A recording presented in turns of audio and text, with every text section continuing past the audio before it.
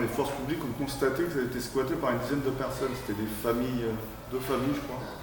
Donc on est venu, on a tous constaté ensemble. La police en premier, qui m'a après prévenu. Donc il y avait des gens qui étaient rentrés dans le bâtiment. À partir de là, j'ai porté plainte à la police nationale. À partir de là, on a fait appel à l'avocat qui a demandé un référé, fin août, qu'il l'a déposé. Le recours aux forces publiques, ça a été fin septembre, début octobre. Et puis après, c'est parti dans tous les sens. On a récupéré une centaine de personnes d'un coup, je crois. Je trouve que c'est scandaleux dans un pays comme le nôtre que l'on puisse se permettre de faire ça, d'autant plus que derrière, il y a une mafia. Ces gens-là, ils sont venus avec papier ou sans papier. Certains sont européens, d'autres ne le sont pas, puisque j'ai vu des documents russes. Bon. Ils viennent, on ne sait pas quels moyens ils ont pour vivre, donc qu'est-ce qu'ils font? Ils sont bien obligés de se loger de force, ils sont bien obligés de nourrir leurs enfants, donc ils deviennent des délinquants primaires, et on a été enquiquinés pendant je ne sais pas combien de temps. Mais ça c'est une chose, donc déjà il faudrait les arrêter avant qu'ils arrivent, pour ne pas être obligé de faire ce qu'on a été obligé de faire, c'est-à-dire les virer.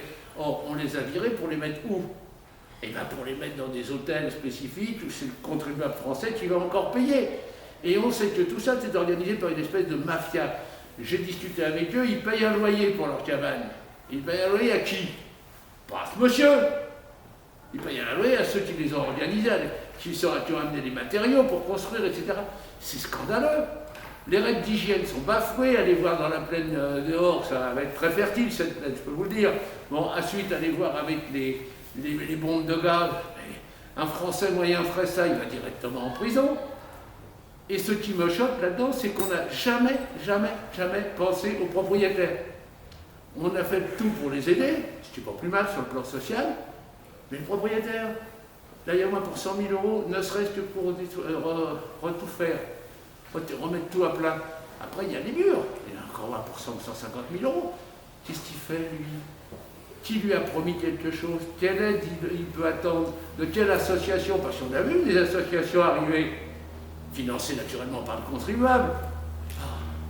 Qu'est-ce que vous voulez qu'on fasse dans un pays pareil?